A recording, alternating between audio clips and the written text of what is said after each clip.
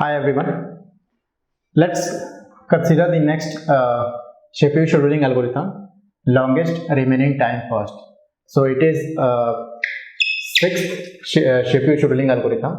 Before this, I have already discussed first come first serve, shortest job first, shortest remaining time first, round robin, longest job first, and then we will discuss now longest remaining time first. So it is abbreviated as LRTF algorithm, and here the criteria is burst time. So in this particular algorithm, it is similar to the, or it is you can say opposite to the algorithm SRTF, which we will discuss earlier. So SRTF and LRTF is same. The only difference is in SRTF we will pick the process which have least burst time, and in LRTF we will pick the process which have longest burst time or largest burst time. And here the mode is preemptive, means the process can be halted for some time, and if you halt some process, then you will pick the next process which have, let's say, higher priority or which have, let's say, largest burst time. So in this case, whenever we halt the process or whenever we stop the process for some time, then after that we will pick those processes which have largest burst time compared to the previous process which we have halted. Okay, so let's consider this example. In this example, there are total 4 processes available, process P1 to process P4, and their arrival time are 1, 2, 3, 4, and burst time given are 2, 4, 6, 8. So we will follow the same procedure. First we will draw the Gantt chart, and then after we will find the completion time, turnaround time, and waiting time. Okay, so let's draw the Gantt chart first.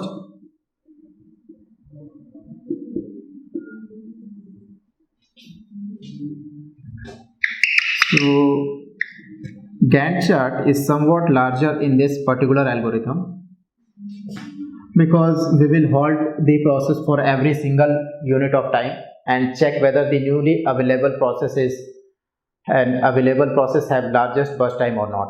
So for that reason, the Gantt chart will be somewhat larger compared to the LGF algorithm. So at time 0, which process are available? You can easily see that there are no process available at the time 0. So at time 0 to time 1, the CPU remains idle, means CPU have no work to do. Okay, CPU is free. So whenever a CPU is idle, it will hurt the performance of the operating system. Okay, so we want always CPU to be busy, and if CPU is busy always, then the performance of the operating system will be improved or the efficiency will be high. Okay, now at time 1, process P1 is available. So we will run this process for exactly 1 unit of time. We will run each process by exactly 1 unit of time and see whether the newly available process is having larger burst time compared to the previous one or not. So here process P1 is run from time 1 to time 2. So 1 plus 1 is 2, and now the time left is 1 for process P1. Now at time 2, we have 2 processes available, one is P1 and one is P2. Process P1 have burst time 1 and process P2 have burst time 4. So definitely process P2 have larger burst time compared to P1. So we will pick the process P2 next. So process P2 will be chosen next, and it will run exactly 1 unit of time. So 2 plus 1 is 3. Now at time 3, we have, now it is left as 3. Now at time 3, we have 3 processes available. One is P1, P2 and P3. Out of these 3 processes, process P3 have largest burst time, which is 6. So we will pick the process P3 next and run it for 1 unit of time, which is 3 plus 1 is 4. Now at time 4, all the processes are available, and here if all the processes are available at some amount of time, then this particular algorithm, which is LRTF, then this algorithm is converted to longest job first algorithm. Okay, Similar to the SRTF will be converted to the SGF algorithm. So in SRTF we will also see that whenever all the processes are available at some amount of time, then this SRTF algorithm will be converted to the SGF algorithm. So here at time 4 all the processes are available, process P1, P2, P3 and P4. So and now the process P3 requires 5 unit of time.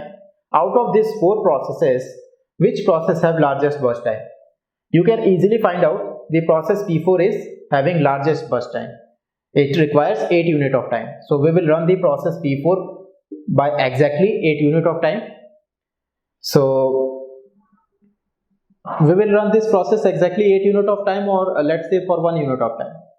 So previously I have said something. So the modification is that we will run this process, particular P4, run this process for exactly 3 unit of time. After it is 5, let's say we will run for this process 1 unit of time, it becomes 7. Again we will run this process, it becomes 6. Again we will run this process, it becomes 5. Now this 5 and this 5 are equal, and based on the process ID, process P3 will be chosen next. So you can do this way. So process P4, if you run this from 8 to 5, so 4, then 5, 5, then after 6, then after 6, then 7. So 4 plus 3 is 7. Okay, now here it is 5 and it is also 5. Which process will be chosen next? Process P3. So process P3 will be chosen next, and now it runs exactly 1 unit of time. So now the time left is 4, and here 7 plus 1 is 8. Okay, got it? Next, process P4 have larger burst time, which is 5. Choose process P4 and run for exactly 1 unit of time. It is 9. Now it is 4. Both are equal. Based on the process ID, we will choose the process P3 first. So process P3 again run for exactly 1 unit of time. Now it is 3, and here 9 plus 1 is 10. Now again choose this process because it have larger burst time. So it will again 3, and P4 it is 10 plus 1, 11. Now again this process P3 based on the process ID. Now here just stop this process and see the time or burst time of process P2, P3 and P4. P2 requires exactly 3 unit of time. Similarly P3 is also required 3 unit of time, and process P4 is also required 3 unit of time. So all the 3 processes require 3 unit of time. So which process will be chosen next? Based on the process ID, P2 will be chosen next. So here P2 will be chosen next, and P2 runs for 1 unit of time. Now the time is 12 and it requires now 2. Then P3 run exactly 1 unit of time. 12 plus 1 is 13. Now that P3 requires 2. Now P4 turn. P4 exactly run 1 unit of time. 13 plus 1 is 14. Now the time is, it requires 2. Now again P2, then P3 and then P4. 14 plus 1 15, 15 plus 1 16, 16 plus 1 17, and it is 1 1 and also 1. Now all the processes P1 to P4 requires exactly 1 unit of time. So based on the process ID, we will choose the process P1, then after P2, then after P3 and finally P4. So here P1, P2, P3 and P4, and the time will be 18, 19, 20 and 21. Got it? Okay. So it is also not so easy compared to the other algorithms. If you see the round robin algorithm and this longest winning time first, it requires more practice compared to the other CPU scheduling algorithm. Now Gantt chart is completed.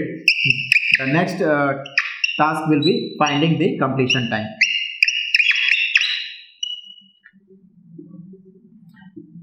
So the completion time will be, process P4 is completed at time 21, process P3 is completed at time 20, process P2 is completed at time 19, and process P1 is completed at time 18. So 18, 19, 20 and 21 is the completion type of process P1, P2, P3 and P4. Now after that we will calculate the turnaround time and waiting time. What is turnaround time formula? Turnaround time is completion time minus arrival time. So it is 18 minus 1, 17, 19 minus 2, 17, 20 minus 3, 17, 21 minus 4, 17. So it is, interestingly, it comes 17 for all the processes P1 to P4. Okay. Now the next is waiting time. Waiting time is turnaround time minus burst time. 17 minus 2, 15, 17 minus 4, 13, 17 minus 6, 11, 17 minus 8, 9. So you can easily calculate average turnaround time and average waiting time. So average turnaround time will be summing of the column of this number. So here all the 17s will all the numbers will be 17. So I can easily multiply the 17 into 4 and divide it with by the available process. How many processes are available here? There are total 4 processes available. So I will divide it with by 4. Okay, it is cancelled. The average turnaround time will be 17. Got it? Okay. Next is average waiting time. Average waiting time will be, just add this column, 15 plus 13 plus 11 plus 9 and divide it with by 4. You will get the average waiting time. Okay. So that's all about longest remaining time first algorithm. In the next video we will see the next CPU scheduling algorithm.